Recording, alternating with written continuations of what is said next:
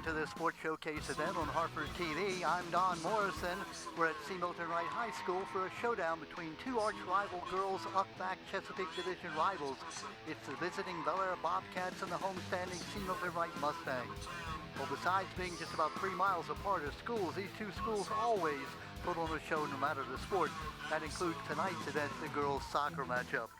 Bel Air comes in at 5-2 on a 4-game win streak. C. Milton Wright is 5-1. Their only loss in double overtime. If you go back over the last 4 years, though, the Mustangs have dominated the series. They've won 7 of the last 8 meetings between the two teams in their twice-yearly regular season matchup. The only loss came last year, a 1-0 squeaker taken by Bel Air during that regular season last year. With me, my co-host Ray Ruse. Ray, humid night. Very. You know, hopefully the rain will stay away, but it certainly is no wind. What does that do in terms of you're a soccer player and it's humid out there? So obviously the endurance of the players is a different factor there. When you're playing in this kind of humid, you get dehydrated. You got to make sure they hydrate at pregame halves. If you see a player wavering a little bit, you might want to take him out for 3 minutes and make him get a drink. That's when you get those leg cramps that we saw in football and some other sports before on those humid nights.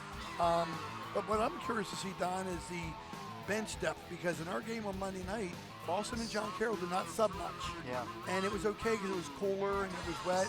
On a night like this, I think you're going to need to use your subs more. Looking at that starting lineup, the Bel Air Bobcats in the white uniforms that have been introduced.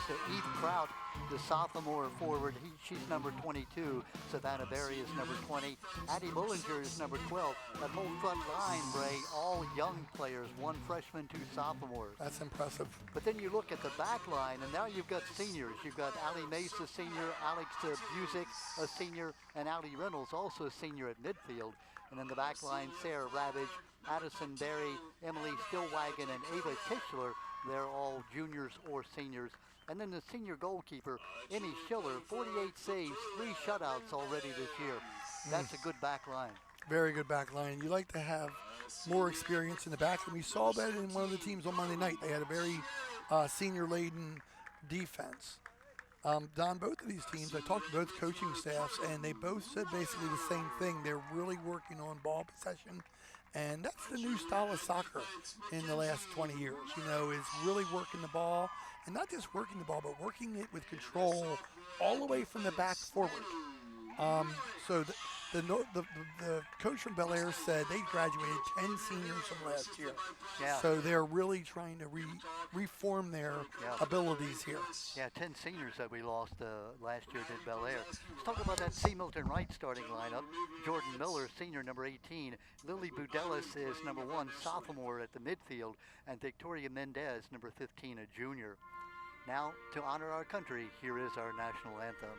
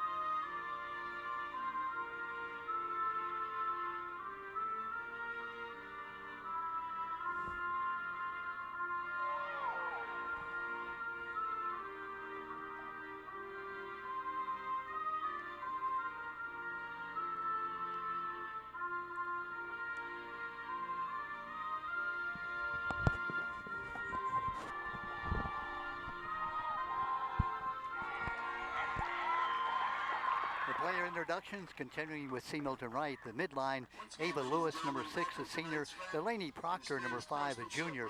And Emma Jankovic, she is number 13, a senior. In the back line, Sophia Hodges, Mackenzie Millick, Nanny Millick, and Carly Jennert. They're the back line.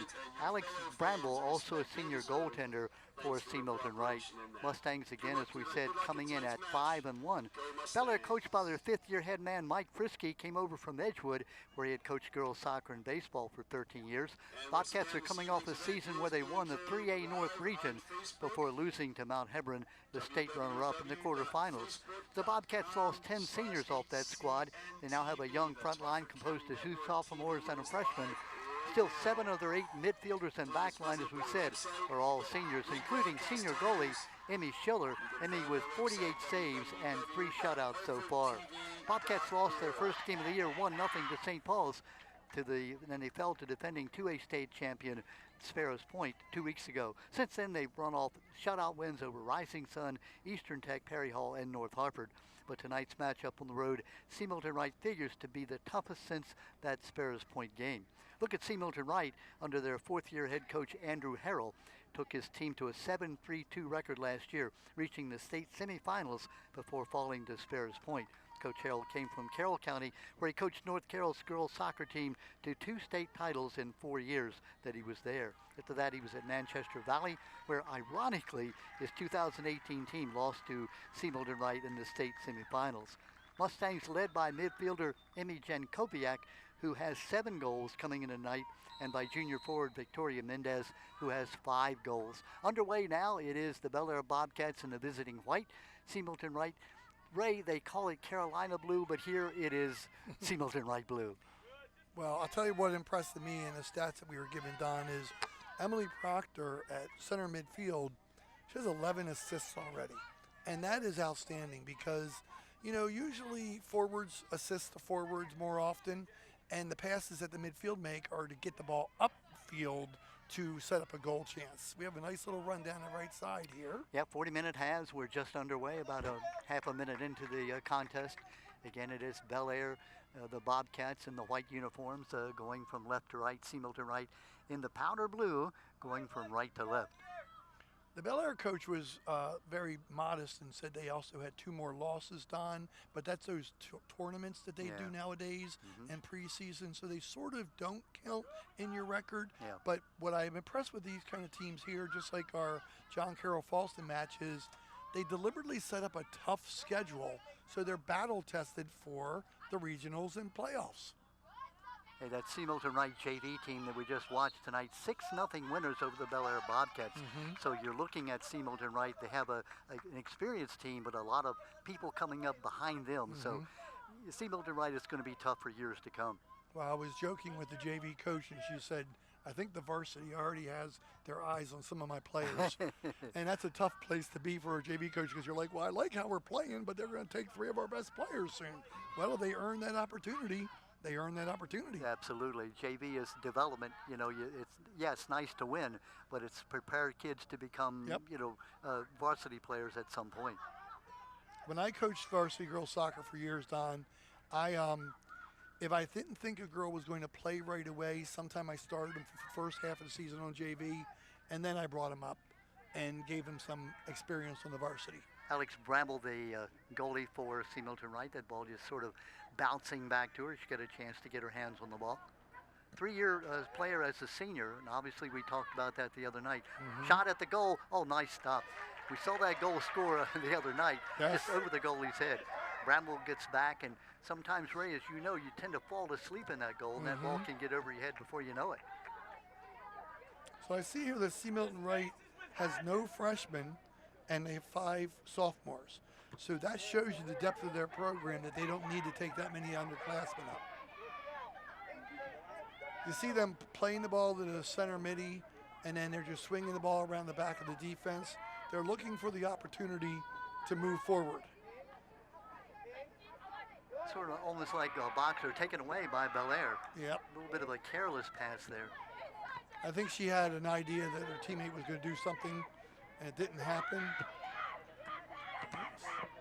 Ball coming at us. Duck, I'm getting out of the way. So I recognize Coach Frisky, Don. I think he must coach another sport, too, that we've done. But I'm not positive. We talked about before the game, folks, that Don and I, being a little bit older veteran coaches and people, we recognize so many people that we've either seen as athletes through the years or coached, but it's hard for us to recognize where they all were from, Don. Exactly. Yeah, tell me who you are and where we know you from. Ball sort of played at midfield, both teams fielding each other out. We're just about, 4 minutes into the game so far. Well, to that point, Don, you just said one of the referees told you that you broadcasted one of their games 15 years ago or something like that. Yeah. Allie Mace, number 10 for the Bobcats. Bobcats on the attack. That's a good chance for a strike here if she takes it. That's Allie Busick, number 8, in the middle. Bobcats moving the ball around well. Yeah. One of these bragging rights game, Ray, that you know that Bel Air and C. Milton Wright, 3 miles apart. You tend to look at this game, circle it on your calendar and say, hey, that's the game I want to win. Well, there's a combination, respect and tension between Bel Air and C. Milton Wright, Don. They both respect each other. A lot of these athletes on these teams have played club and rec with each other. But then the tension is they really want to beat each other bad. Absolutely. Yeah, it's like we're friends until we cross that white line. That's and right. We're enemies for a while. Give us a chance to announce the referees. We talked about Adam Goskomski, who played here at C. Milton Wright going back about 20 years ago. Andrew Dennis is the other official. Just 2 officials tonight. We did a game the other night. They had 3 officials. And Ray, how does that change the dynamic? So now you can only see an official maybe squeak to the middle of the field from the sideline if it's on the opposite side of the field, maybe 10, 15 yards. But as the ball comes their way, they tend to get back to the sideline or out of bounds area. And one travels from, say, the 40-yard line of one team's side to the goal line on the other team, and the other one does the same thing opposite. So that way they can call the offsides calls if needed. And goals, the ever-important goal, did it cross the goal line. Kicking back to Annie Schiller, the junior goalie, I should say senior goalie for the Bobcats. That was a nice save there. Wow. It seems like a little thing, but that ball was saved by number 5, Delaney Proctor for C. Milton Wright, and it pushed the ball downfield. And instead of having a throw in, they have to do a goal kick. Delaney Proctor, one of those young ladies that just simply is outstanding, kind of a glue kind of person. Midfielder, senior number 5. In her freshman year, Ray, she came up to the varsity for the playoffs, and in the region final game against Bel Air, the game went tied 0-0 with 10 minutes left. Delaney scored the game winner from 18 yards out against Bel Air senior goalkeeper Emily McGrain. Wow. So, she goes way back with this team. She's played every play pretty much since that time as a freshman. Delaney now a senior, headed for UMBC next year. Plays all year long, plays with the Baltimore Celtic club team. They made some inroads into Harford County in recent years. I don't think I could have played every play of the warm-up, Don, let alone many seasons in a row. Eve Crowd in the ball game for the Bobcats, number 22. Neither team has had really a shot on goal yet. Not one that was a threat, that's for sure. Yeah. But Don, I will say one thing that a lot of people don't know: the difference between the grass and the turf. It's great for passing the ball on the ground with the turf, but sometimes it's hard to get a good lift under the ball when you want to hit that upper 90, especially on a set ball. If one's rolling at you, you can get lift. That's why you see more shots at the low corners when people are breaking in towards the goal. Throw in coming for the Mustangs. She may swing this around the horn here. There she goes, all the way to the other side, and they're going to try to go up the other side. Good Taken pressure. away by the Bobcats. If either team has had the more pressure so far, it's been Bel Air. They've been in the offensive end of C. Milton Wright. Probably a corner. Yeah, our first corner kick of the night. I'm always curious to see the style of the corner kicks that they play. Some people like to serve the short ball to somebody. Others say, I'm not messing around, we're putting the ball at the goal. Having a great throw-in person and a great corner kicker is a weapon, Don. Come the Bobcats with the corner kick coming. They're all going to break in together. Could be a good ball. Wow. Just a bit wide. Good. That was a nice corner kick. The ball was right where it needed to be. Good job by the Mustangs playing defense. So they have one on the other side now. And if she's right-footed, now it can in-swing towards the goal. That's where it really is nice to have a left foot kicker to kick that ball from that opposite corner. Yes. Looking for that nice banana kick to come in toward the goal. So one thing, Don, that people don't realize is you can't put the ball right at the goalie, and you can't put it too far from the goalie. It's that magic 6 to 8 yard line that you want to hit the ball to. There it is. Nice job there. clearing. Good job of the Mustang defense. I used to send an offensive player to the goalie, and their job wasn't to score. Their job was to get in the goalie's way. Obstruction, they call that. Legally, Legal Don. obstruction. Yes. There you go. You weren't allowed to bump into them. You weren't allowed to hold them.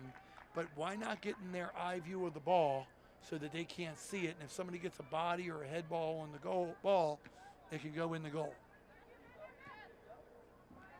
Bel Air still on the attack. Way to go get it, Jay. Love that. Way to go get it. Good idea. Fight, girl. Here come Nice the move. Mustangs. Nice interception by the Bobcats. That's Ava Tischler, number 14, the junior, carrying the ball down the far side. Well, she's showing some speed, right? Yes. She's doing very good what I call hesitation moves. She makes the person think that she's going to stutter step and stop. It makes the defender stutter step and stop a little bit. Then you put on another spurt to get more ground down the field. There you see Tischler. We talked about this the other day. That is that she is a fullback, what we used to call fullbacks. And again, they used to be kind of big and slow.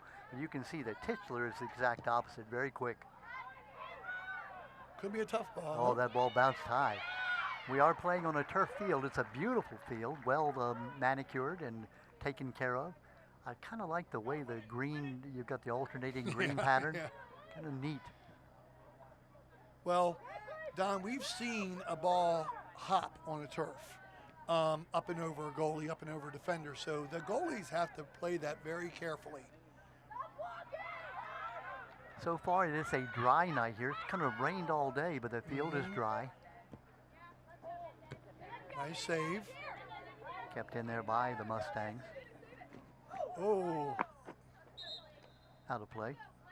got away with a little bit of obstruction there to that ball. Victoria Mendez, number 15 for the Mustangs. 5 goals and 2 assists already this year. Throw in coming. I like that they're putting the benches on the track, Don. I've been to games before, and you have too, where the bench is too close to the sideline. Yeah. So they got it a little bit out of the way there.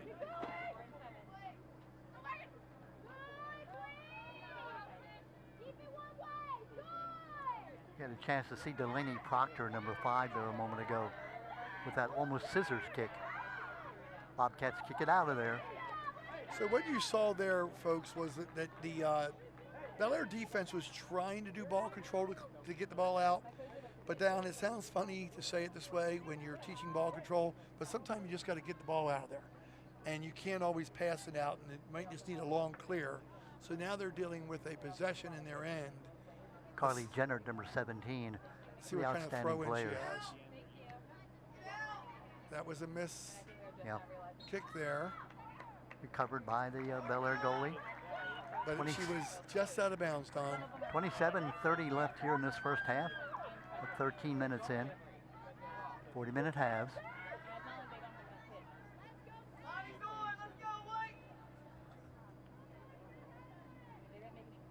Corner kick coming by the It's Mustangs. a nice ball.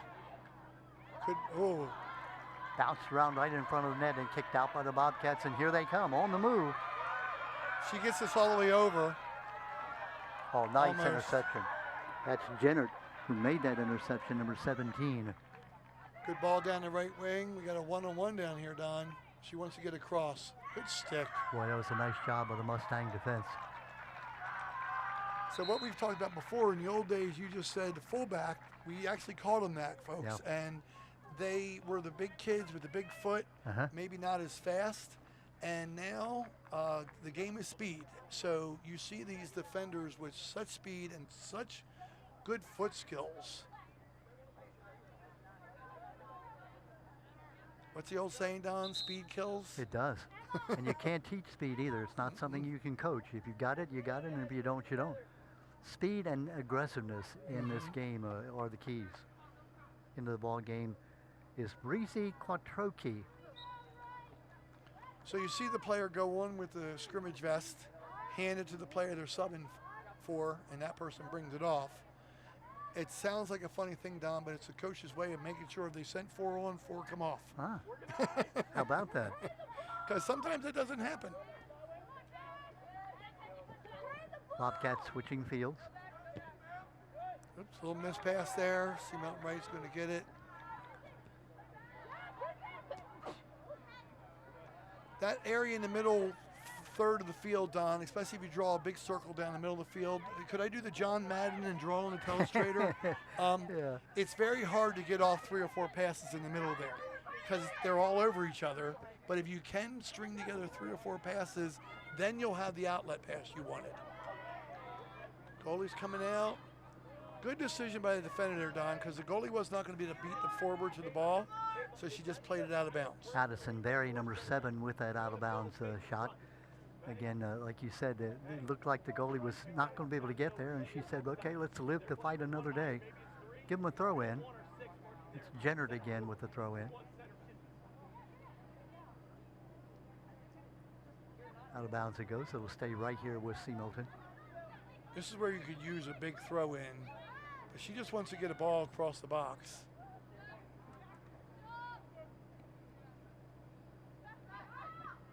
Out of bounds. Going to go to the Bobcats.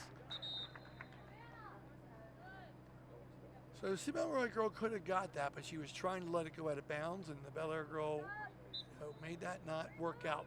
Bill Baker, number 2, in for the Bobcats. Good switch. Should continue it. Oops. Taken good away by the interception. Mustangs. Nice interception. Good change of field. Here comes C. Milton. And finally out of Corner. bounds. Going to be another corner kick. One thing you'll notice, John, when the camera catches our sideline is the varsity coaches tend to be here to help the JV coaches as needed, and JV coaches kind of hang around and help the varsity coaches as needed. Great coaching staffs by both of these teams. Comes a corner kick. That's a good in-swinger. Oh, Nobody there. Ball goes right on through. coach won't like that. Coach will see Milton Wright will say that ball cannot go through the entire box like that. Somebody's got to run into that ball. Talked about the coaches, Michael Frisky, the head coach for Bel Air, Kristen Teeter, and B.A. McGrain, the assistant coaches. For C. Milton Wright, Brian Gunter, Amital Carnado, and Chris Ament are the assistant coaches for Andrew Harrell in his 4th year at C. Milton. No score, as you see. We're 17 minutes into the game. Player down there. Is this going to be a throw-in or a foul for a free kick? Free kick. Yeah, it's going to be a. Is it a free kick or a corner kick? Looks like a It's free a kick. Foul. Got fouled. If she could do that in-swinger again, Don, and these girls can make a run staying on sides, that's a good ball. Somebody's got to get a head ball on that. See, they're not out wide enough on that. If somebody gets out there wide, Don, it's their job just to head ball that ball right back across the goal mouth again. Blake Elliott, number 3, battling for the Mustangs. Jennard again with the throw-in.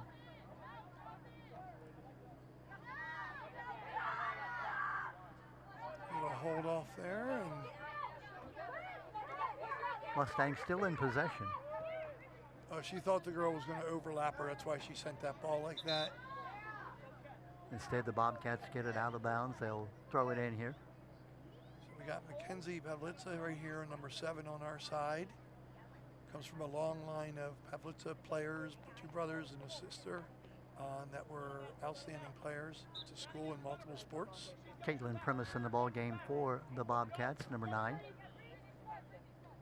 Mackenzie Pavlet, so we have a trip there. Looks like the momentum has switched a bit, Ray. The Mustangs seem to be in more control now than Bel Air. They picked up the tempo a little bit. Mm-hmm. They were kind of letting Bel Air set the tone there aggression-wise, and now they're stepping up. Here's Delaney Proctor, the young lady we've been talking about, the leader of this team. That's a good ball. They run on it right. Good clear by the Bobcats. Nice move.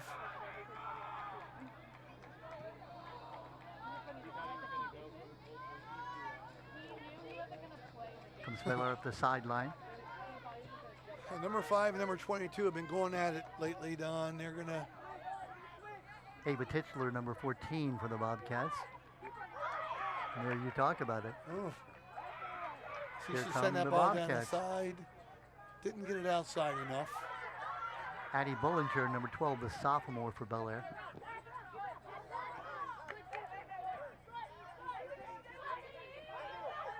That's Eve Kraut, 22, the young lady you were talking about, the Bel Air sophomore. 2 goals this year. Again, we talked about a sophomore and 2 sophomores and a freshman on that front line for the Bobcats.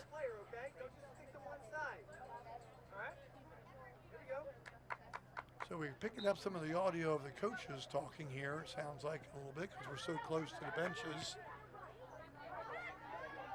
Throw in by Aubrey Sims, number 20 for C. Milton. Sims with the ball. So she did not, number 5, that's Delaney Proctor. Yeah. That was smart of her. She received that ball with 3 players around her. So she just played it backwards to somebody that was open. That center midi could do multiple things, Don. They could bring it back to the same side they received it from. They could do a spin move and turn and take it to the opposite field, or they could drop it backwards. But they're always going to have somebody right on their back. Coach Harrell says that Delaney Proctor is next level good, meaning that she's Division I college material. Awesome. Yep. Number 5, Delaney Proctor, a 4-year starter for the team. We talked about how she came up from the freshman class, from the 9th grade on varsity in time for the playoffs. Scored a huge goal to give her team a win. Girls can do that a little bit more than the boy players, but it's still very impressive. In all my years of coaching, I probably only had maybe a dozen or 2 girls that made varsity as freshmen. Yeah. Okay, now Mackenzie's going to try to serve this ball across. Looks like it was deflected. So I think right so, at the corner. yeah. Should be, yeah. Maybe not. Looks like the Bel Air Bobcat got maybe a body on it, but no, they say no, it goes out of bounds. My eyes aren't as good as they used to be, Don. You know. Or my ears, or my muscles, or anything else. You're still good. You're still fine. Mackenzie Pavlitza with C. Milton at number 7.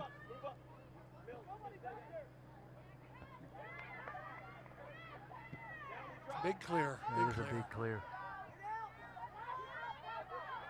Uh-oh. Almost a takeaway, and it is. Apparently they thought we were open, Don. That's Belle Baker, number 2, the senior, who had that chance for a breakaway. Bobcats in control. Okay, who's going to take this? There's a little bit of confusion in the back there. So those in-between balls are dangerous. You got it, I got it. Allie Reynolds with a great head, number 5 for the Bobcats, keeping it in the offensive end. No contact, no call.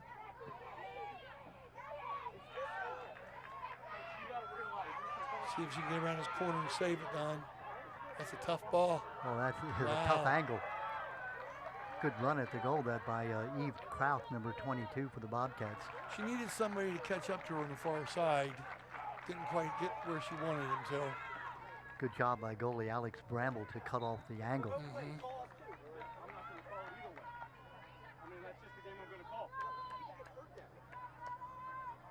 may be able to pick up the audio. The official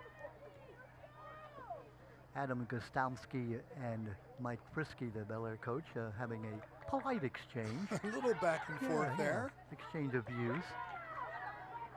Well, Mike handled it fairly well, and so did the referee. Oh, yeah. It's your way of figuring out what the official's going to call. Yep.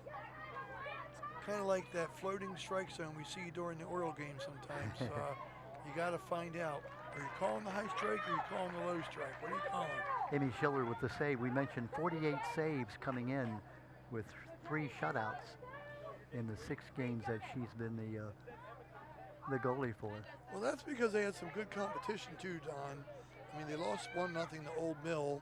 They beat Catonsville, and they beat Hartford Tech. And Hartford Tech's always got a good team. Yeah.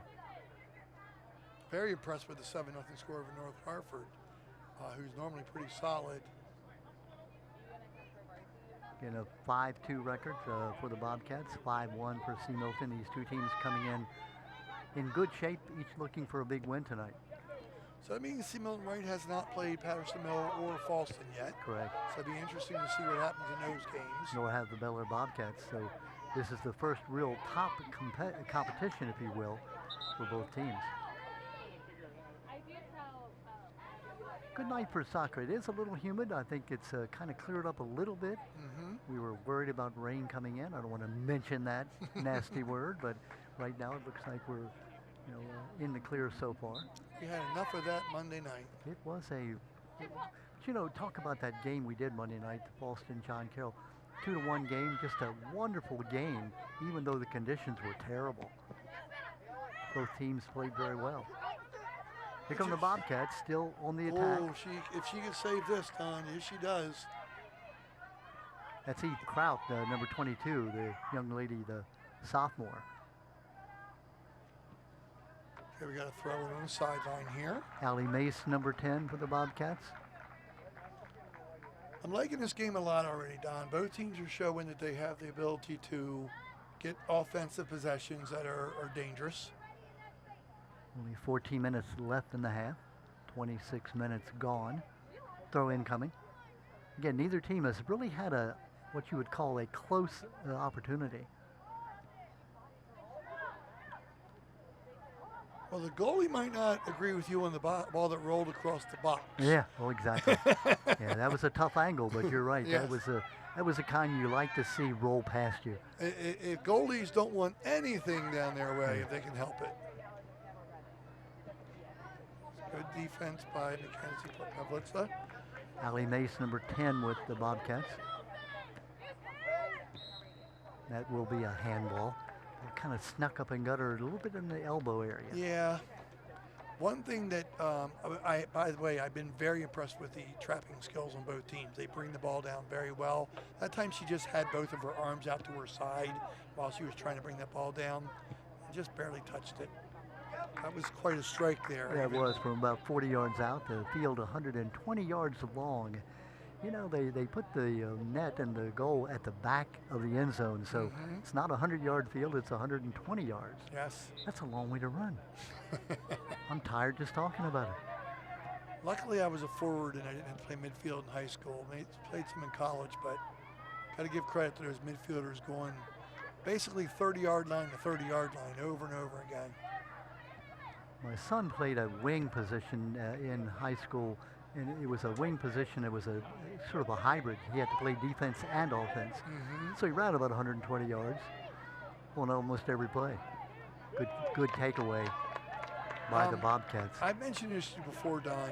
Defense starts at top. Do you see how difficult the C. Milton Wright forwards made it for the Bel Air defenders to try to turn that ball and clear it? That's exactly what a coach wants to see, because that causes turnovers. That causes mistakes. Coming up on that 12-minute mark left in the half, as you see.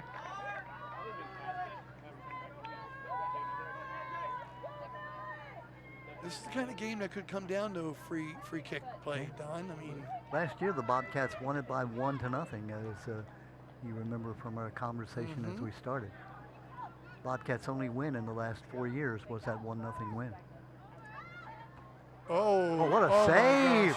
What a tremendous save. That ball had back of net written all over it. It did. Diving save by the Bel Air goalie, Emily Schiller. She barely had that by the end of her fingertips there, but she kept it firmly under control. We talked about no scoring opportunity. That certainly was one. Put a star beside Schiller's name and keeping that ball out of that goal.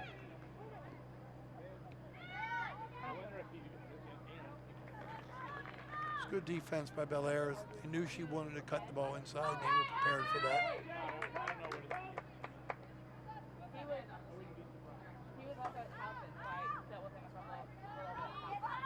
Mustang still in control. Ball's going to have a little bit of topspin on it when the two players stick each other like that. Calling a push on 20, I think, Don. Yeah, Andrew Dennis, the official on the far side. Which means it's that tough ball straight onto the goal. You see the Bel Air defense pushing up to like the 20-yard line. Looks like the 10-yard line on the football field, folks, but like Don said, there's 10 yards of end zone. Delaney Proctor to hit the ball. She's going to either chip it or strike it hard. Oh, Turns out a chip. she made me look bad, Don. Did not expect the outlet pass to the side there. But if we get a service on this, then it worked out. Good defensive job by the Bobcats. Yeah, these girls are very good at sticking each other's kicks. I mean,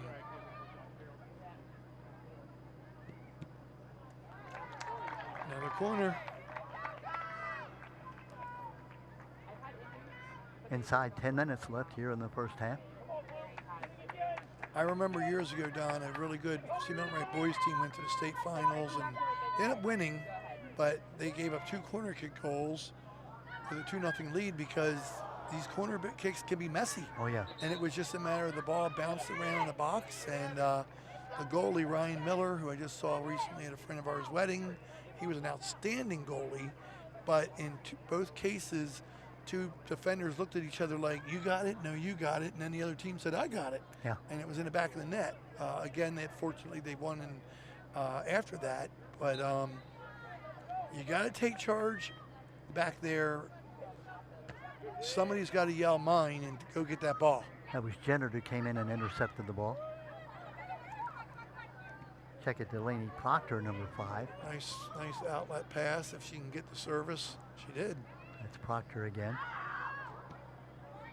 Job by the Bobcats to kick it out of there.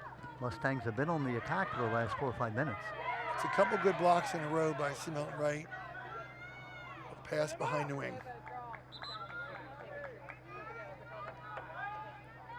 Ray, you talked about substitutions. We've seen a consistent subbing coming here tonight, yes. Unlike our game the other night where the starting team played pretty much all the way. Mm-hmm.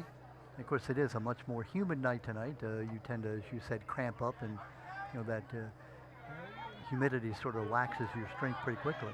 That was a good ball to get all the way across field.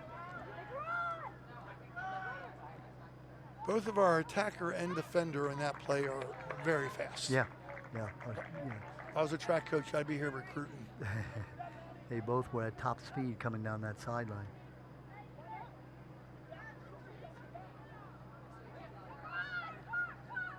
The throw in by Jenner. Notice that Jenner is more interested in hitting a person rather than there's a shot. Nice block by the Bobcats. Good clear by Bel Air. I think it might have struck one of the girls in the face, but hopefully it caught her by the forehead instead of near the nose. Savannah Berry with that clear, number 20 for the Bobcats.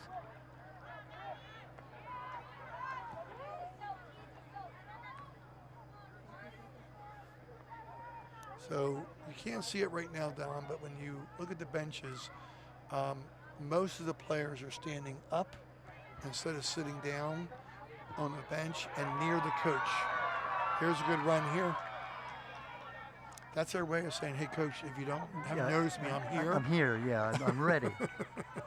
Put me in, coach. Great song. Center field. Yes. That could be all the way over. Intercepted, though. Nice takeaway by the Bobcats.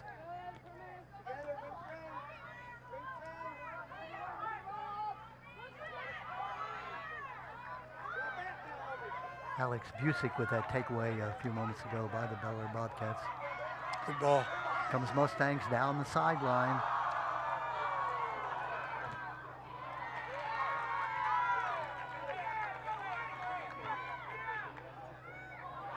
Proctor. A missed trap there could become an opportunity. Oh, if she's on sides. Nice strike. Just a bit wide and a goal. Nope, just No, outside. he went behind it. Pardon me. Got a little excited there. The ball went behind the net. Good opportunity for the Mustangs. It's a good exchange there, Don. I mean, I'm trying to see the number here on the right wing here. I think it's number 1. Lily has moved to the outside for Milton Wright. She's got that gigantic ponytail, Don, right over the number. Lily Budelis, yeah. Yes, she's moved out to the right side, and that's a good coaching adjustment because they're seeing that she can cause some damage out there.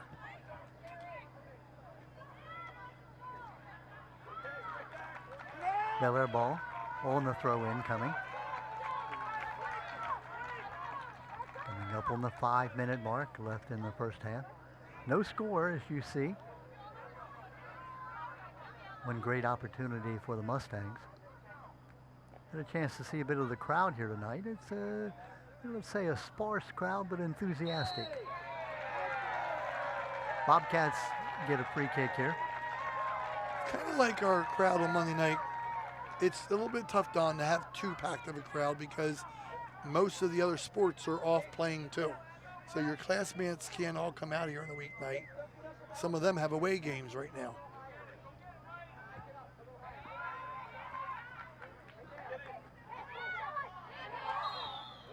Got a handball. We'll go the Bel Air way. The Bobcats will have it. Now's our chance to see what they do in a long kick here, Don, because Milton Wright's had more free kicks at Bel Air's goal. Savannah Berry now ready to meet the ball. What would you do here, Ray? It's that I'd chip it to the right side where that pack is off to the right of the camera there. You can shoot this and test the goalie, but you can also do the chip. She's shooting, Don. And a goal! She went the wrong way. Berry hits the goal past the goaltender, Alex Bramble, on that right side. Wow, what a shot. So, Don, if we get a replay here, I'm going to show you the first wall in front of her had like 4 girls in it, and I think that screened the goalie. Because if you notice, the goalie took a step to the right, and then it was to her left. Here you'll see. Yep, it went right around those 3 girls. You're right. You saw the goalie take a step to the right, yep, and the ball went to her left. So 1-0, the Bel Air Bobcats break on top. I don't know whether the goalie didn't see the ball right away or she anticipated the shot was coming to her right. As you say, maybe the player screened her away from it. So a right-footed kicker's kick normally curves to the left slightly. Yeah. That ball kind of knuckled to the right. It didn't stay straight or left. Yeah. But I still think those 3 girls might have screened the initial 10 yards of the path, and that ball was struck with a lot of pace, Don. It was. And the goalie might have been thinking, as you were, that she was going to chip it over to those players on the right, but instead she went for it and got it. Big goal, 1-0 for the Bobcats. It means a lot in a tight game like this. There might not be many goals scored in this game. Remember last year, the Bel Air Bobcats scored late to win it by 1-0. Mustangs, that we mentioned, have dominated this series in the last 4 or 5 years, but Bobcats leading here on C. Milton Wright's field. Well, lucky for them that they're not in the same classification this year. So that's good for both of them. The Bel Air coach said that he thought if they played as well as they're capable of, that he thinks they have a shot at getting out of the regionals, sectionals and regionals in their 3A, I think they said. They are 3A, the Bobcats, Whereas in 2A. C. Milton Wright, probably battling a couple Harford County teams. I'd like to know what Harford Tech, Falston, Patterson Mill are all in, if any of them are in 2A with them. C. Milton had a 7-3-2 record last year. They got to the state semifinals, lost to Sparrows Point 3-0. That was in that state semifinal game. And Sparrows Point went on to win the state championship. Yeah. They've won like 5 of the last 6. They're a dynasty. I don't think that game was a true 3-0. I think it was low scoring for a while, and then it was 1-0. And as you know, when you get down 1-0, you can't just keep playing defense. You have to push players up. Bobcats want a foul. They don't get it.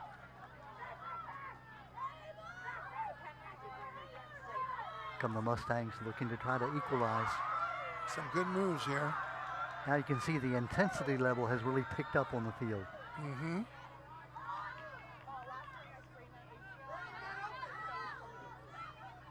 Good job of the Bobcats, able to break it.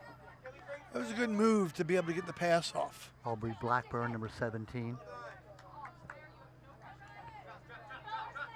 Coming up with the 1 minute mark left in the half.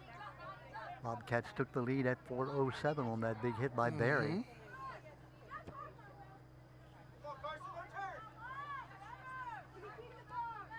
Blackburn. Oh, nice chip. That's Sophia Mahani. I'm sorry, Sophia. Might go backwards. No. It's a good save.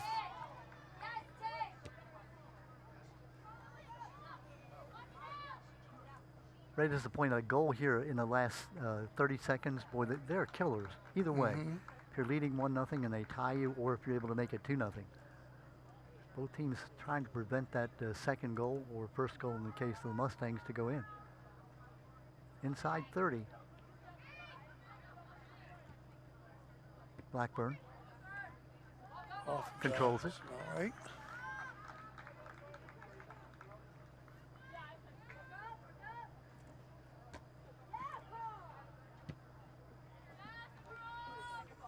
Looks like we're going to finish the half with the ball here. Nobody getting anybody's danger right now. Yep. 1 second, and that is the end of the half. At least it says so on the scoreboard, and now the horn sounds. The Bobcats have that 1-0 lead. The big goal by Samantha Berry, hit from, what, about maybe 20 yards out? Oh, at least on. I want to say that ball was 35 out. It was at the 25-yard line, and then you have to add the end zone. Yeah. So. And again, the key was it looked like the goalie took a step to the right and the ball came to her left, had no chance to stop it. Just very well done by the Bel Air Bobcats. So there you see it, the 1-0 lead for the Bobcats at the end of the first half. We'll take a break. We'll come back with the second half action. Don't go away. We'll be right back.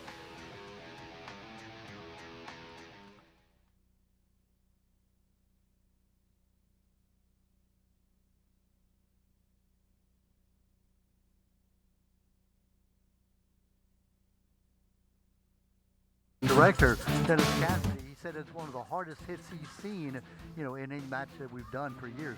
That ball was struck.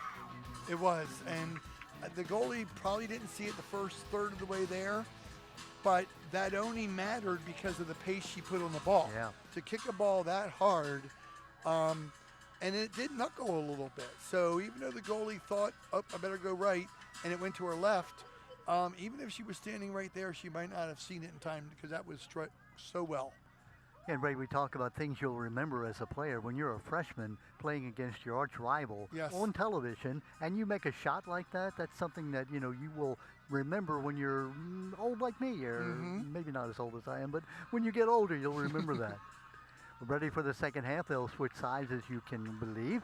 The white-shirted Bobcats leading 1-0. They'll be going from right to left across your TV screen. Now Actually, from left to right, excuse me. We did note that Anna Tackett and Audrey Lucas are two injured players for Bel Air that made the varsity, but unfortunately they're injured right now. Yeah. Anna Tackett, I had the fortune to coach her father, and he coached a team with Anna on it in one of my futsal leagues. Super nice family. Now at halftime, if you're the coaches, let's talk first of all, if you're the Andrew Harrell, the coach for C. Milton Wright, what would you have had to say to your team, Ray? So it was a pretty evenly matched first half. Both teams had their possessions. As soon as you had just said you thought Bel Air was getting a better possession, then you remarked 5 minutes later that now it looks like C. Milton Wright is. So both teams had chances. The difference of the game is just only one super struck direct catch. And So- one great save by the Bel Air goalie. Oh my gosh, yes. By Emmy Schiller, So- who made that save. It looked like that ball was in. I think you said caught it by a fingernail, and I Yes. think that's what she did. I would say don't panic. We've got 40 minutes left. We can do this. Let's just start playing our game again and see what happens. And if you're Mike Prisky, the Bel Air coach, Similar, the game's not over just because we got one goal. We got to go back to winning the ball, out-hustle them, play good defense, and both teams want to possess the ball. and Ray, we saw the intensity pick up after that first goal by the Bel Air Bobcats. The Mustangs felt that sense of urgency, and they really did pick up the pace. Again, these two teams 5-1. The C. Milton Wright Mustangs, Bel Air 5-2. So I noticed as soon as the half ended that the C. Milton Wright coaches congregated, and Brian Gunner was speaking and telling the other coaches some things he was thinking, and that's probably what halftime adjustments do we need? Do we Yeah. stay with what we're doing? At what point of the game? Like right now, no panic. You still got 37 minutes to go. But later on, they might move somebody up, switch a player. Lily Budelis down that left side, the young sophomore for C. Milton Wright. Her first year on the varsity.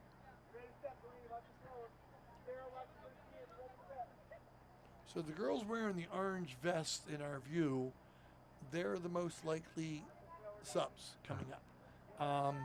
You know, coaches will tell 3 or 4 girls to wear them and be ready, because that's their safe rotation of the top 14 or 15 players. Bobcats, good defense now. Switch it around. Here they come on the attack. Look at that Boy, look at speed. the speed. Wow. You remarked about that before. That's something you do not teach. The speed coming down that side. Created a was, corner. That was Eve Kraut, by the way, number 22, just a sophomore. And let's be fair. The person she's running by is super fast too. So that's amazing. And here's Savannah Berry, the freshman, the young lady who made that kick that impressed us all. Has 2 assists on the year. Now she's got 1 big goal. Now she does not want to hit a knuckleball because she wants it to be a ball that her teammates can read and put a body or a head ball on. That could be good. Nope. Well, nice job by the Mustangs to head it out of there. Well, Ray, you're right. She put that ball right at the mouth of the goal, but Mustangs were there defensively. One thing that I have not seen either team do is what we call a back header. Somebody that comes to the near post and they're just going to kind of flick the ball with their head back towards the far post. I haven't seen either team set somebody there yet, and that might be what needs to happen.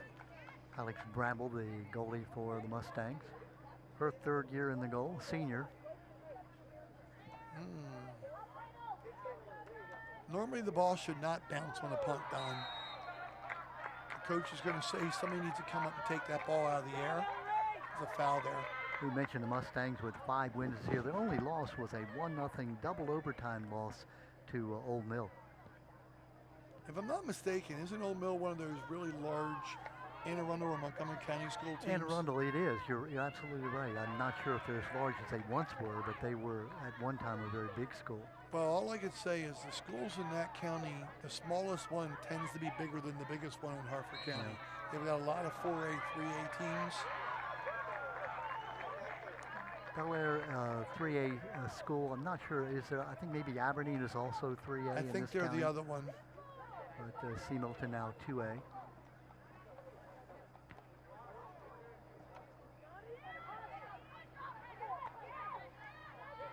It's Barry, Savannah Berry taking it for the Bel Air Bobcats. 2-on-2 here. She might try to cut back. Good defensive job by the Mustangs. Eve Crowd has played a great game, this sophomore, number 22 for the Bobcats. Played that left wing. We've commented about her speed. I have so much respect for defenders, Don, because I wasn't a very good one. And to play such a good forward like that, you can't let them cut back on you, which means go inside of you, but you also can't let them get around you. You got to play right in the 50-50 area there. And both teams have been very good at that this game. Val Maid, number 3 in the ball game for Bel Air. Called a holding there, Don. Looked like she was grabbing her shirt a little bit. But the player wanted the possession. That means let the foul go because I made a pass to an open teammate.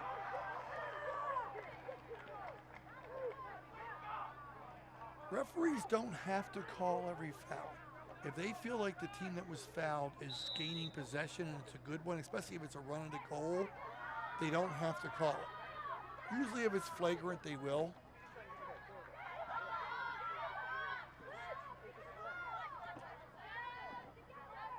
Ava Lewis, number 6, the senior, third year. Ava headed for Salisbury next year. Nice ball. That's where my son went, Don. Looking for the center. Oh, good defensive play by the Bobcats. Just about the time she was ready to center it, the defender came in and made that great play. Monday night and tonight, I'm seeing more and more people committing to Salisbury from this area. I think they like the proximity to the beach too, Don. No, it's a great educational institution. That's all they're thinking of is the academics. Yeah, of course, yeah. Corner kick. Oh, man. She got a head ball on it, but just went off the top of her head a little bit more. That was well done. That ball was right there in the scoring area. Goes out of bounds. It'll go to the Bobcats. People don't understand from the goalkeeper standpoint. They're like, how can they not save more head balls? If that ball is deflected at that last second that quickly, it is so hard to react to. With all those bodies around you to begin with. Well, sometimes you can get what we call an own goal. It can go off of a defender that's looking in the wrong direction. Yeah. Amy Schiller with the goal kick. Well placed. Should be a throw in for C. Milton Wright, deep in their area. Yeah, missed the back pass. That's the only danger with that back pass. If it doesn't work, you set up the opposing team. Nice. Oh, good hit to get it out of there. I would shoot this. Oh, no. I'm fooled by how far from the goal they are, but sometimes you just have to put a ball on goal and create a little havoc. Even if it doesn't go in, might you get a rebound? Yes. Well, we saw 2 of them on Monday night, didn't we? We did. Mustangs with the throw in.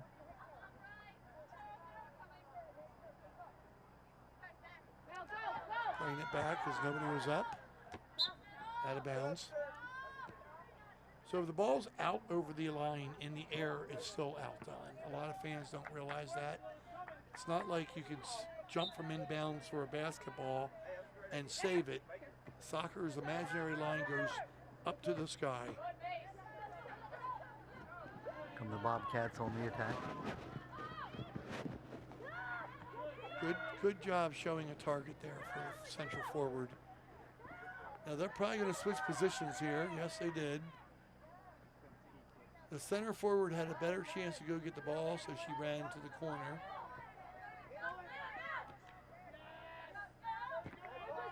Oh, nice clear by the Bobcats.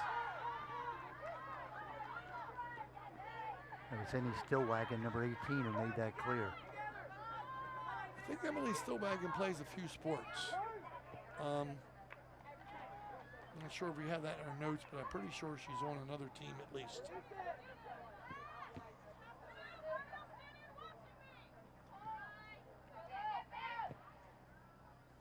Ball goes through. There to make the recovery, though. Pretty sure Emily's on the Bobcats basketball team. Does pretty well. Amy Schiller looking to try to make that contact with her forward. There's Eva Crowd again. We talked about her speed coming up that left wing. One thing great about her is she has a good left foot, and Ray, you know that finding a left foot kicker, they're like finding a left-handed pitcher. You're like gold. Nice ball, Don. That was a ball. battle on both ways. I'll let it go out. Got a shot at our bleachers here, Don. Some of the fans. Yeah, intensely looking at the game. Yes, they are. Right now, the Mustang fans are a little bit apprehensive. Delaney Proctor, number 5, there she is with the ball. Good decision to bring Great it back. skills. Headed for UMBC next year. The Retrievers. kind of like that name. Yep. Had a miraculous win in the Sweet 16 in the first round Yeah, against Virginia years ago in basketball. yeah. The only number 16 seed to beat a number 1 seed. Yep. That was an unfortunate fall there. I don't think it was intentional. It just caught each other's legs there. Lily Budelis, the young lady who went down for C. Milton Wright. Delaney Proctor now to put the ball in play. So this is the far right chip. There it is. Oh, she is not quite there.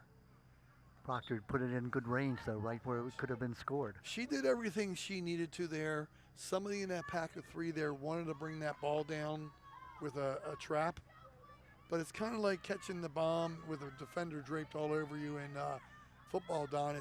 It's easier said than done. Blake Elliott in the game number 3 for the Mustangs, a sophomore.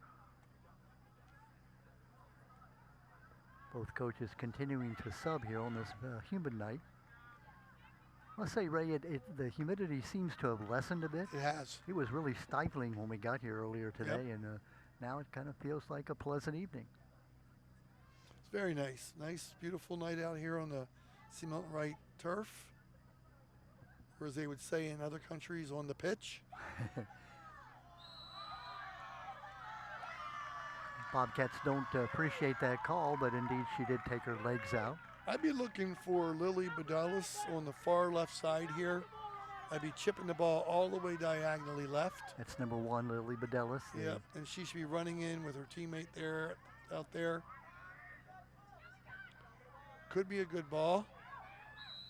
They're calling off. See what the call is. Call made by the far official Andrew Dennis. So the girls broke too soon, and what the Bel Air defense is doing is they're doing what they call stepping up. Mm-hmm. So they try to step up right before the ball struck and hope that they time the girls going behind them, and the whole line was in offside position. Good job on the Bel Air defense. And good call by the official in keeping track of that. Well, that was important, Don, because that was another good ball, and if they don't go offsides, that's a good chance to score. Budelis battling, getting the ball. No confusion on the call here. Throw in coming from Sophia Hodges. Yeah, see how all the blue is behind the white there? And goalie really took a shot there. Goalie Yenny Schiller. Yeah, good replay there. Thank you, guys. It's funny because one of the players came out the field. She said, "Coach, they call us offsides. I don't understand." It's like no basketball player thinks they made a foul. Absolutely. And no forward in soccer thinks that they actually were offsides. Yeah. I don't know what they're talking about. Unfortunately for them, we do have a tape that maybe they can see the tape later and say, "Oh yeah, I see what you're saying." So a good coach says, we'll learn from it, but we're not mad at you. You know, next time just hold up a little bit longer before you make your run. You know how we talk about countering each other? Now that they know that the Bel Air defenders are stepping up on that kick, those kicks, they've got to hold for a pause, like a half a second, and then go. And then they'll be on sides for that goal. Addison Bollinger, number 12 for the Bobcats. Bel Air retaining possession. You see we've just passed the halfway mark. At 25 minutes left in the game, coming up on the halfway mark of the second half. So you'll notice in soccer that most of the numbers are just 1 through 24, 0 through 24, 0 through 25. It's not like football and other sports that you have numbers going up in the higher digits. I always thought it was funny, and goalies like to get 0, Don. And I really think it's funny when some goalies get 00. Yeah. But they like that. Yeah, goalies, again, we've said that many times, they're a different breed. Yes. They like the pressure. They like being the last line of defense. They like being in control, kind of like a catcher in baseball, if you will. There's positions in every sport that take extra bravery. Pole vaulter in track and field, the middle linebacker in football, catcher in baseball and softball. I never wanted any part of any of them, Don. Yeah, You probably caught before. I did, and only when I was forced to, but I did enjoy it. Mm-hmm. Again, you were sort of in the middle of the action, You're in every play. got to call the pitches, so, that part is good. There's Barry again, a young lady who has the difference in the game right now, number 20 for the Bobcats. Nice move. Number 5 there. Allie Reynolds. Big clear. It's a big clear. And this ball, if it stays in, could be dangerous. She had to play it all the way to her goalie, which was smart. She's going to put it right up the middle of the field if she thinks about it. Yep. She had 2 outlets there. Boy, nice play there by Schiffler, the goalie. See, Milton Wright took away both outsides, so the goalie was smart and put it down the middle. Normally you say don't put it down the middle, but that's where her open players were. Diagonal pass through the opening. And again, Schiller being a senior, that's the experience showing up there.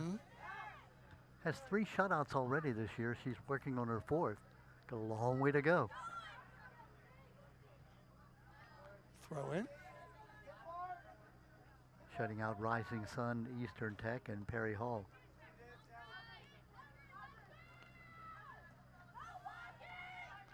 She's probably going to serve this ball big.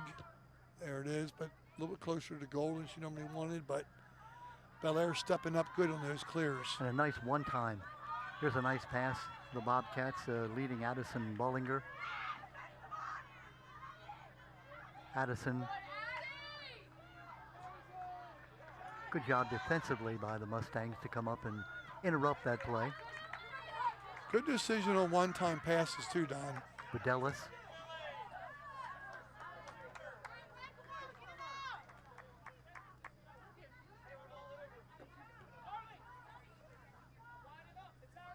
Good shot of the ball girl over here doing a good job. We appreciate them coming out here and doing this. Keeps the players from having to run all over the field. Nice sportsmanship here. We had a player knocked down, and Belair girl actually helped her up. There you go. Again, we talk about these young ladies. Most of them know each other and they're friends with each other, play on club teams together, and except for once or twice a year when they're opponents. Nice to see them still show the sportsmanship. Coming up on the halfway mark of the second half with that 1-0 lead, the Bobcats scored at 4:07 in the first half. Samantha Berry with that 30-yard curving shot. Well, I can just tell you from experience, Don, the last girls club team I coached seriously, my daughter started on years ago. We had girls on 8 of the Hartford County teams, and they all started at key positions, and they play each other hard, but then afterwards they'd laugh. Oh, that's a good strike, but off goal. That's a good strike. And that's the thing, Don. These same girls, some of them play with and against each other in lacrosse and with and against each other in basketball. Those of them that are 2 or 3 sports stars. Yeah. Oops. Went Little over push both in of the them. back. Such quick, tight moves they have. You think they're going to get stripped of the ball, and then they just make a quick turn. Good ball there if she can possess it before it goes out. And does. Yeah. Good job coming in and kicking the ball away. Mm-hmm. Just when it appeared the Mustangs were coming up with some kind of a chance. Lainey Gunter in the ball game, number 2, and that is the coach's daughter, by the way. Okay. Yeah, we talked to... Ran into them down at Dumser's Ice Cream in Ocean City this summer. We talked to Brian Gunter, the assistant coach, before the game. Brian played here and then coached here in the boys division, Yes. but they talked him into coming out, and he said, yeah, my daughter's playing. I thought, and he said he's really enjoyed it. We both agreed that the girls coaching, it's much different than coaching boys. Each one has their, strong points, but girls are anxious to learn. Take maybe instruction a bit better than boys sometimes. So, from my experience, coaches talk a little bit tougher to male players, but the girls seem to listen better too. So, there's, like you said, there's give and take with it. But Don, That's not just a male-female thing. That's a player-to-player thing. Yep. You have to learn as a coach that this player you could be a little bit more matter-of-fact with, but this other one you have to coddle a little bit more. And I give credit to these coaches. Both coaches' staff seem calm, even in a heated battle. They're not on the referees too much. Mike Prisky, the Bel Air coach we mentioned, was at Edgewood for 13 years, was the baseball coach and girls soccer coach there. That's where I know him. Yeah, I was trying to figure it out before. That makes sense now.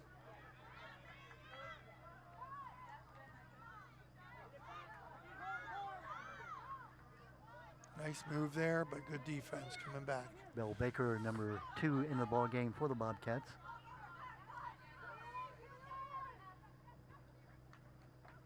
That's when you kick it off your opponent, hoping it goes out of bounds. And it will go out of bounds. It'll be a goal kick coming up. So we're under the halfway point in the second half here, Yeah, we Don. are. So I talked to you before about, you said, what would you do? This is when you're getting near that time where you got to start thinking about some changes. Alex Busick in the ball game, number 8 for the Bobcats. There's Savannah Berry, the young lady who scored the goal.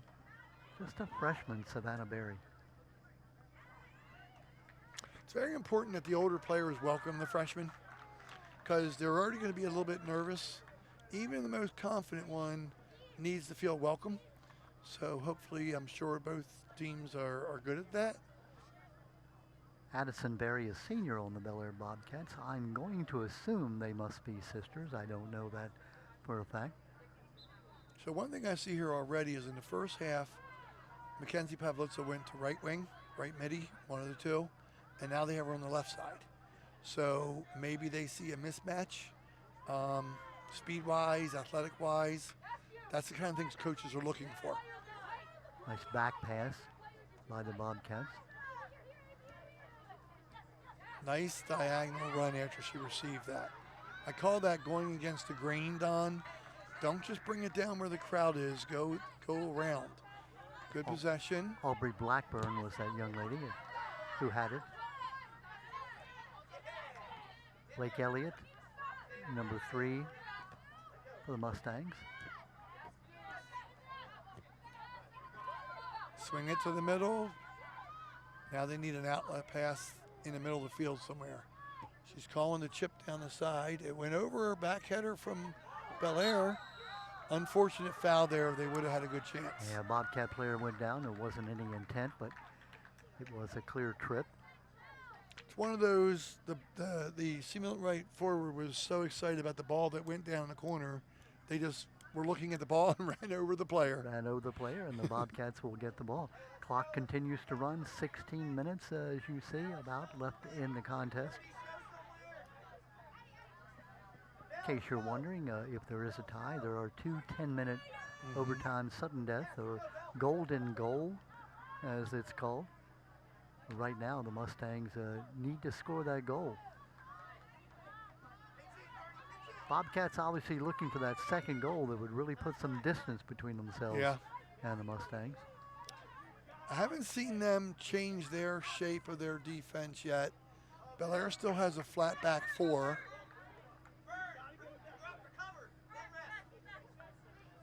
The only difference I would say here, Don, is they're keeping a more central midfielder is dropping back here for Bel Air. So number 24 for Bel Air just came in, and that is Carson Price. Yep. And she's kind of staying back more than normal. If you see her back there in the middle. Just putting more numbers in the back third, making it hard for C. Milton Wright to get up there. Yeah, you've got that one. You don't want to salt it away and just sort of stall and try to play only defense, but obviously you've got the 1-goal advantage. Inside the 15-minute mark.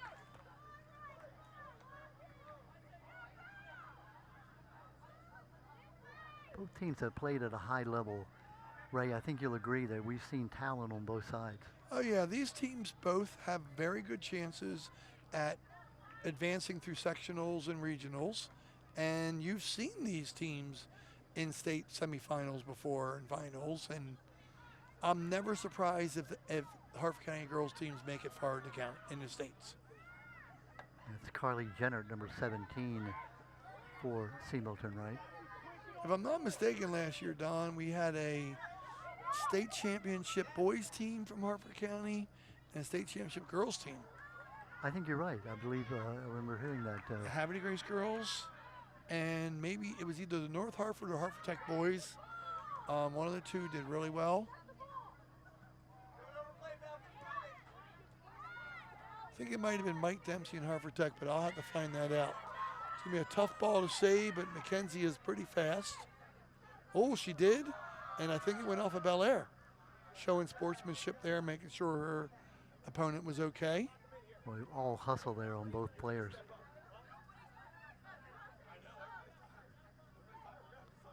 Yeah, I remember that thing called speed, Don. I had it once. Yeah, it's a good thing to have. But I lost it. Clock continues to run.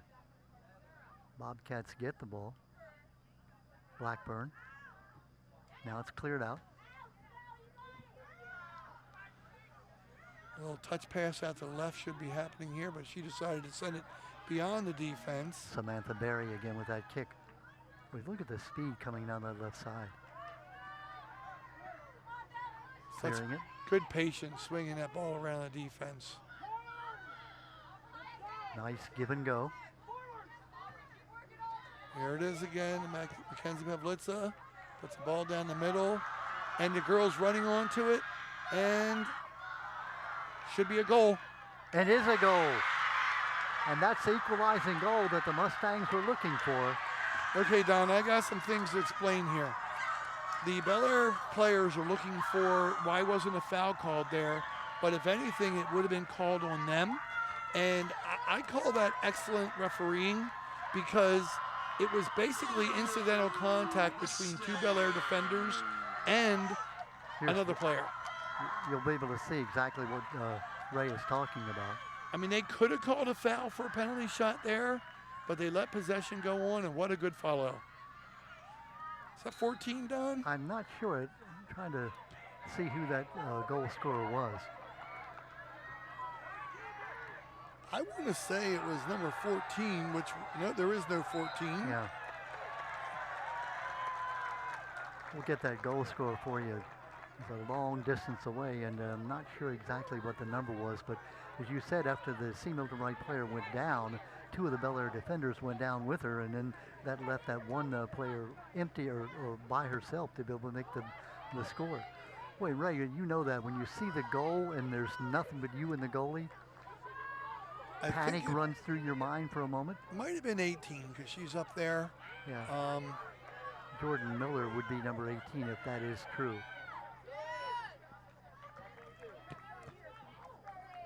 So 1-1, we're tied now with 11 minutes, 40 seconds left. That goal coming C. Milton Wright at just about the 12-minute mark.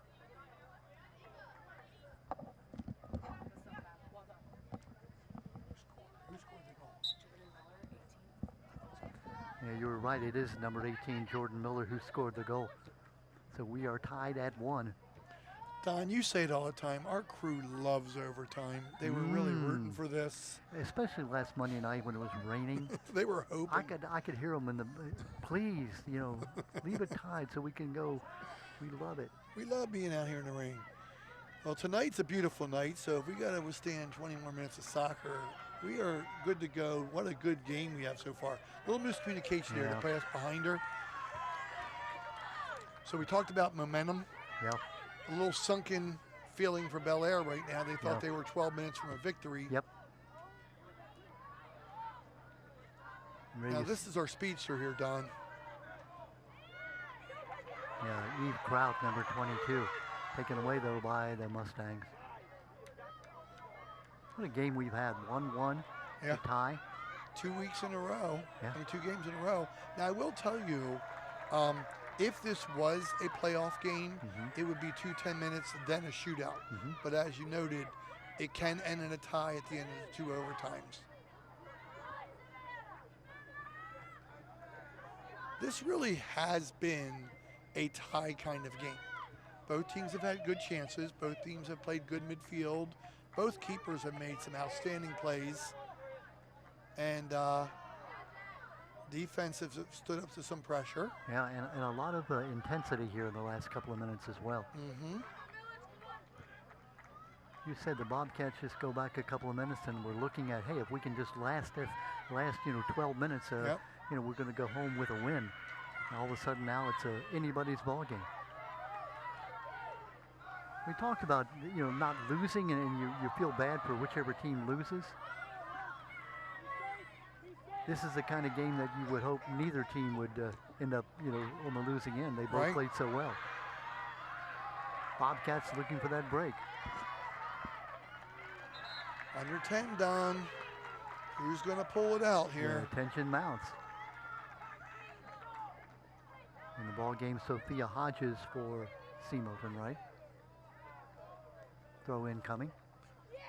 Well, what I really liked about that goal, Don, was the fact that our goal scorer here, she did not panic while this was happening around her. Jordan Miller, she just waited there and watched the play happen, but went and followed the ball. Yeah. And then she calmly put it in the goal. That was my point I was making with you. When you see you've got the ball and it's just you and the goalie, you want to panic, maybe hit it too hard, but she took her time and put it right past the goalie. Budelis taking it up the side. See the midfielders really fighting hard right now for the loose ball in the middle third of the field.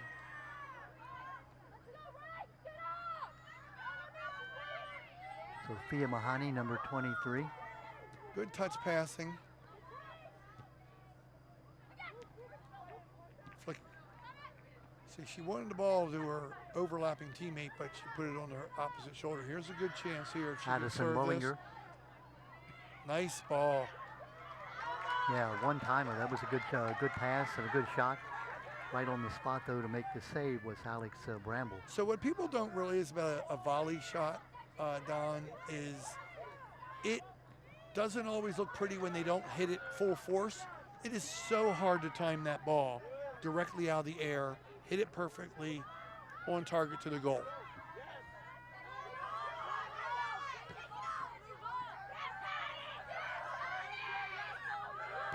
Good drop pass.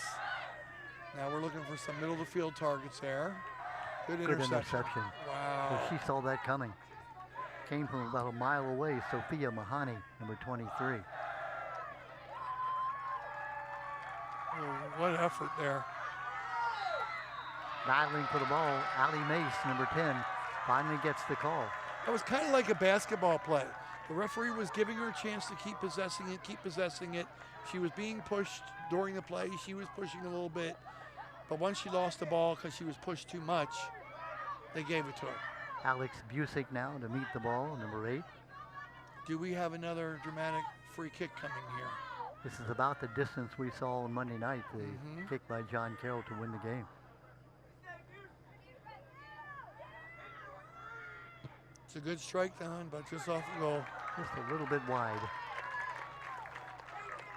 I used to practice that, Don, as a youth, and luckily my goalie on the varsity was a good friend of mine, and we would I'd shoot it, my friend would shoot from the other side, and he would save it.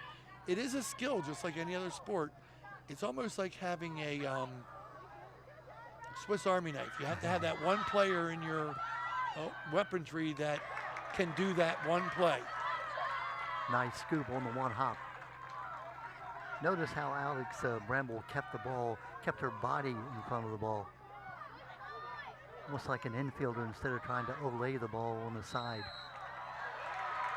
The only thing I've seen that I was surprised about with this game negatively is neither team taking the ball out of the air on the goalie's punts. They're letting the ball bounce, so that is a little surprising to me. Normally somebody comes up and takes that long ball.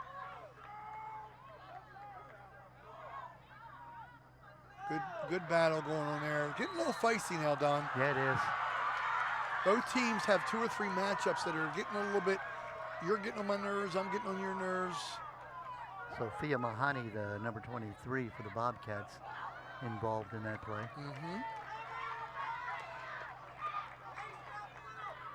Goalie Bramble with the ball. Now, for the fans that don't know, Don, you're not allowed to disrupt the goalie's punt. You can't move with them. You can stand in front of them and make them go around you, but you can't move while they're punting. Throw in coming from Sarah Ravage.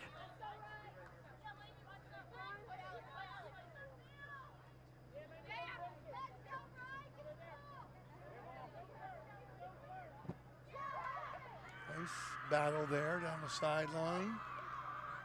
Still in play. Could be dangerous. Good defensive play by C. Milton Wright. Off the side of the foot, that'll be a throw in coming for Bel Air. Approaching that 4-minute mark. Don, you ever seen the flip throw in? I have. I haven't seen it recently. No, it was a thing for a while there. Yeah. You get some gymnastics boys and girls out there that could do that. It's actually, if you don't know what Ray's talking about, it's almost like a tumble where you use the ball and you do a tumble. A forward handspring, yeah. Yeah, it gives you a chance to get momentum behind the ball. Of course, you really don't know where it's going once you come up. Well, they can put a ball as good as a corner kick if they have the strength, but it's a dangerous play on turf. You know what, and you're right. I haven't seen that for many years. It was a big thing maybe 20 years ago. Yep. I had two girls on one team that could do that, and they would fight over who got to do it. And I didn't want them to do it because it was a little bit dangerous, unless it was a really good down the 10-yard line throw in that could be a dangerous weapon. Coming up on that 3-minute mark. So they're swinging the ball around the defense here again. Now they want to get the ball to an inside person as soon as they can. Inside 3.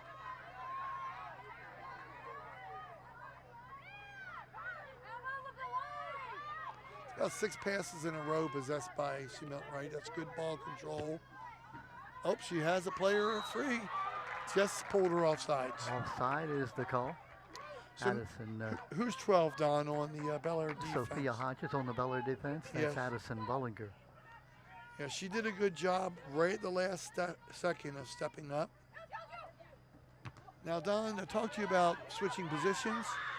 Addison was on offense earlier in the game, and now she's on defense.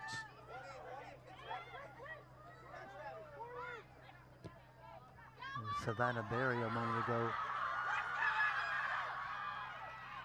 Tough position to be in. Now, here's that throw-in spot. Yeah. I think she wanted to kick it back to the goalie, but she saw that the C. Milton Wright player was cutting off the angle. Yeah, too dangerous. Yeah. This is where you would like to throw the ball in, somebody trap it and get it back to the girl, threw it in so she could serve it across the box. Unfortunately, first went to Bel Air defender. Clock still rolling inside a minute 40.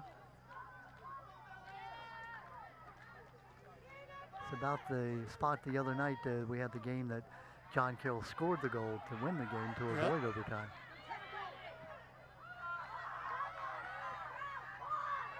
Mustangs on the attack.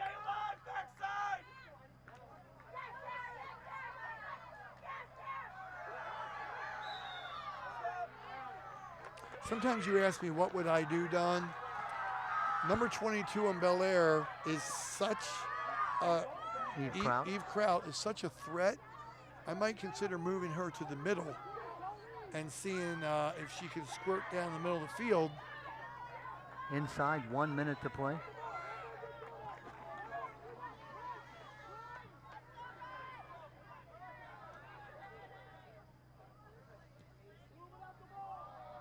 It looks like, Ray, I don't want to jinx anyone, but it looks like we may be looking at some free soccer here tonight. That's what they say. Alex Busick, number 8, going in the game for the Bobcats. Forward.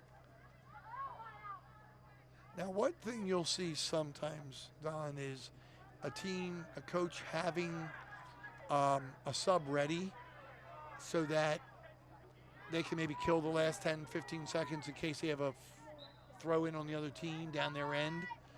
But right now, we're going to see overtime. Yes, we are. That is the horn ending the regulation game. We're tied at 1. 2 10-minute overtimes, one 10-minute. If nobody scores in that 10, then it's another 10. And if nobody scores then we're tied at 1. Don, you go spy on the C. Milton Wright huddle, and I'll go spy on the Bel Air huddle. See what they say. We'll find out what their strategy is. Remember, these two arch rivals, they play every year, and every year it's a battle. Last year, 1-0, Bel Air won it. Looked like the Bobcats were going to be able to have a 1-0 win, but the C. Milton Wright Mustangs tied it with 12 minutes left on a Jordan Miller shot. Well, right now, Don, neither team can really do something dramatic with their strategy because they're both kind of negating each other up and down the field. You know, the game's been played largely in the middle third of the field, but both teams have had a brilliant goal each. Yeah. And Mike Prisky, by the way, pardon me, Ray, talking to his team, we were talking about getting in the huddle. And again, Mike Prisky talking to his team, and for C. Milton Wright, of course, it's Andrew Harrell with his assistant coaches. Both these squads very well coached, not only the head coach, but the assistant coaches as well. Soccer's a sport where you can find very good coaches because it's become such an American game now that back when I played, Don, half the varsity coaches never touched the soccer ball. Now they do. Now they have, is a better way of putting that. There you see Mike Prisky talking to his team, telling them exactly what he wants them to do here in this extra period. Is there any change? I know one goal and you win, so thinking about coaching strategy, what would you do or what do you do as a coach? What do you tell your team? So obviously they've already seen some things because I told you that the one girl that was playing forward for the Bobcats at the beginning of the game, Addie Bollinger, was in the back 5 minutes ago. So the coach must have seen a mismatch or something. If I'm C. Milton Wright, I am putting my fastest girl in Eve Kraut because she has shown such burst down that left sideline that she's been like one turn of the corner from getting to the goal or serving a ball to somebody on goal. The other way, I think Bel Air their defense has done enough, but it's just good one-on-ones all over this field right now, especially in the midfield. You see how many battles we've had the last 10 minutes at midfield? Yep. Kristen Teeter, the Bel Air assistant coach you saw a moment ago, talking to her team with some passion. Hey,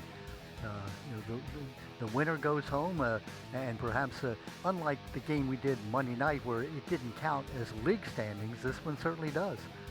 Looking at the Uckback Chesapeake division, the winner comes away with being undefeated in the Chesapeake, yes. And the loser has that first loss. Well, and that means a lot to these girls. I'm involved with swimming a lot, and I'll tell you what, when teams get down to a couple meets to go and there's two undefeated teams, you don't think they want to be the undefeated team in the division? They do, and that matters a lot to them. And, it seems to always come down to teams like C. Milton Wright and Bel Air and Falston in this upper division. I'm not going to discount the other teams, but if you probably have to say since the Uckback started, probably 90% of the champions have come out of those three schools. Emmy Schiller and Alex Bramble, the two senior goalies, of course, they're the people who are center of attention in terms of the last line of defense. 10-minute overtime. So the shapes of the team are still the same. See, Milton Wright has a flat back four. Looks like Bel Air is doing the same. That's two central defenders, but instead of it being a diamond, Don, it's flat. And they feel like those two fast center defenders could get back and cover for any mistake the other one makes or their outside backs make. Bobcats ball, they did that long pass trying to find an opening. I think they did what I said, Don. Looks like number 22 is in the middle now on offense for Bel Air. They see Eve's speed. They put somebody else at left wing. He must have been listening to what you said. So they had a spy on our conversation, Don, instead of the other way around. Eva Kraut, the number 22, we're speaking of the sophomore. Allie Mace, number 10 for the Bobcats, almost got the ball. Instead, the Mustangs possess it. The other advantage of having her there in the middle, Don, is she can cause pressure on both ways.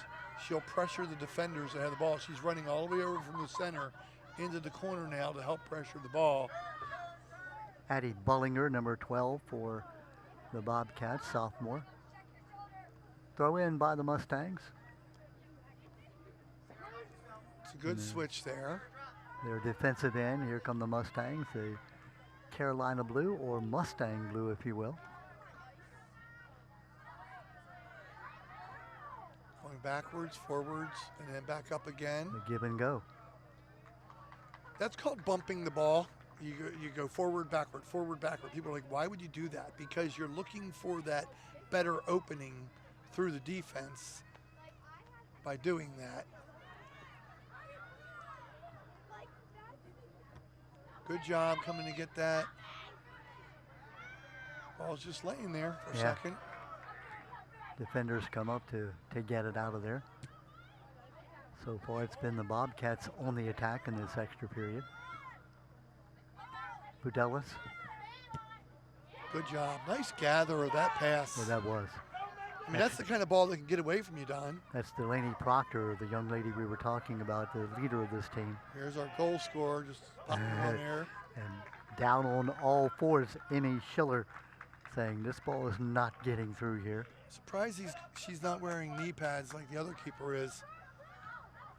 You get home and you have those turf burns on your legs. That's the downfall of playing on turf. Nice through ball. Again. If she could thread this through to her. Intercepted by the Mustangs.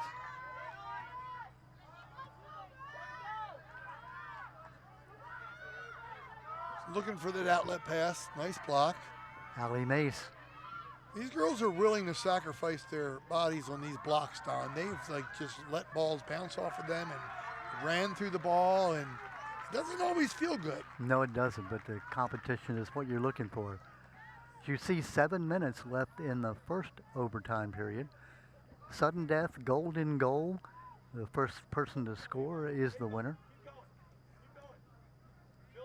This could be a tough play. Wow, good job. Kicked out by the Bobcats. Goalie Schiller was coming out to make the save, but she didn't get there. Her defense knocked it away. Good sticks over and over again. She's down. It looks like there's an injury on the play. They play on. And now the officials blow the whistle. Explain that, Ray. It looked like she was down, but the officials allowed the play to continue. So the team that is hurt is supposed to be in possession of the ball to stop the game, unless the referees assume it's really bad. So since Bel Air won the ball after that and they were possessing it, they're technically not supposed to stop play of their possession. But luckily, Milton Wright regained the ball. Sometimes in a rare occasion, the team that has the ball that knows the player's down will deliberately play the ball out of bounds or something sportsmanlike. Yeah. Those girls didn't see that she went down. They just were going forward with the ball. She stuck players 3 or 4 in a row, so we'll have to hope that she's not too hurt here. Coach Harrell and the trainer helping the injured player off. Looks like she's not putting a whole lot of pressure on that right ankle. She doesn't want to come any further. Coach Gunner's going out there now. I think they're going to probably look to carry her. Yep. They're going to pick her up. I've done this many a time. And that's Carly Jennard, who is the captain of the team.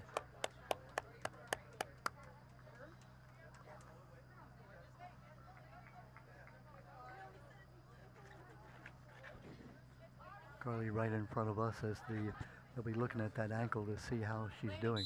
Yep. Game continuing. Big loss for the Mustangs if Jennard can't come back in.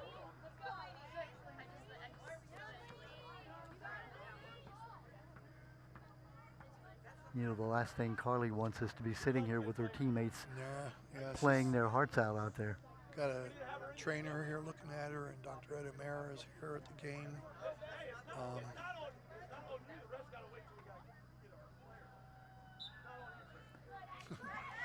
Lily Bedelis pushed down from behind, no call, and now the call will be made. Mustangs taking over.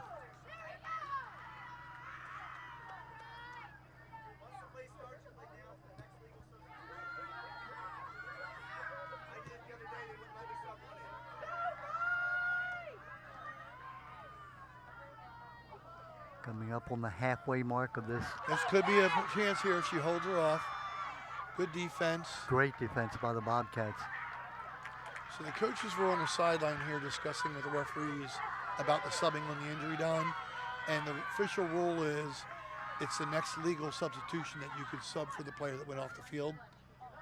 So if that's true, that's something new to me. They used to allow you to sub immediately on that. It must be a new rule. Addison Berry was that number 7 a moment ago who made that big save. It looked like the Mustangs were just about ready to kick that goal that would end this game. Come the Bobcats down the side. The ball is out of bounds. It'll go to the Mustangs.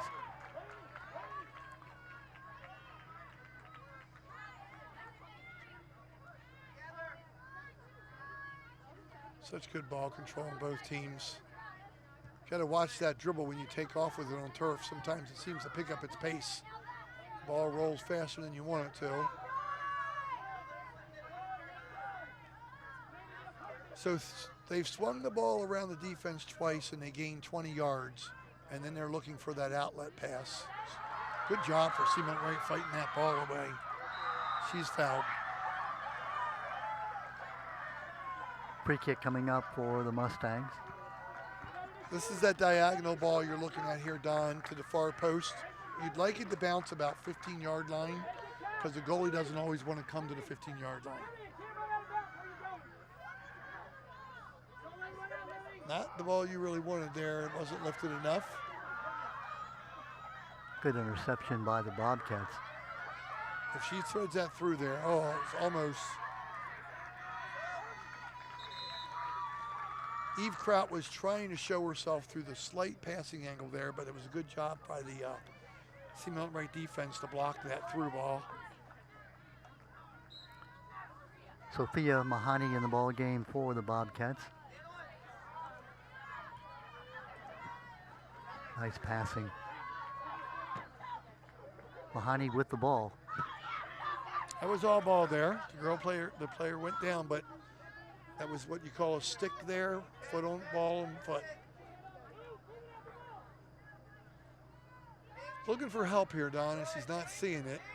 It's a little bit dangerous back passing here right now. Over the head of the Mustang player, and so we'll go to the Bobcats. Coming up on the 3-minute mark of the first overtime. Oops, could have a Shot. shot. Goal! Bel Air It's a goal. wins the ball game. That ball just over the goaltender's head. And the Bobcats on sudden death golden goal. 3 minutes left in the first overtime. And you can see how excited they are to win this game by a 2-1 score. 3 minutes in the first overtime. See if we can get that goal scorer for you. They're tackling her, so I'm thinking it's number 10 because they're tackling her, but here it is, Don. Nice strike here. Wow. Tremendous goal. If that was number 10, it's Allie Mace, the goal scorer for the Bobcats. Allie Mace with the score, the deciding score. Is that number 10? Yep, the refs have verified They it. have confirmed it is Allie Mace, number 10 for the Bel Air Bobcats at the 3-minute mark of the first overtime. So the Bel Air Bobcats have won this ball game by a final score of 2-1 in the first overtime. Ray, what a game, huh? Yes, that was quite a strike there, and that's a rare play. The ball was just kind of laying there with players fighting over it.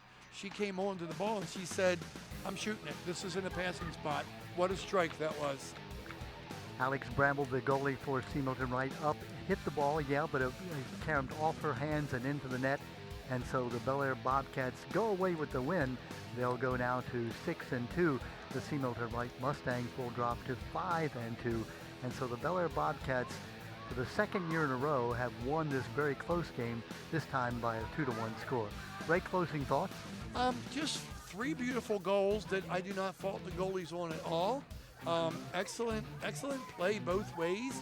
I mean, if this team would have played 3 games back-to-back, I think they'd all be ties or 1-goal games. Very equal opponents, and very well-coached game, very well-ref game. The referees were not a factor, and that's what you want to see. I think both of these teams are going to do great in the playoffs. Samantha Berry scoring the first goal for the Bel Air Bobcats, 4:07 of that first period.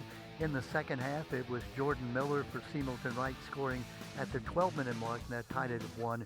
We went into overtime, and with 3 minutes left in the first overtime, it was Allie Mace, number 10, for the Bel Air Bobcats, scoring just off the goalie's fingertips for that final 2-1 win. Thank you for tuning in. Hope you've enjoyed it as much as we've enjoyed bringing it to you. What a win for the Bel Air Bobcats on C. Milton Wright Field. Our final score again, the Bel Air Bobcats winning over C. Milton Wright by a final of 2-1. Good night, everyone.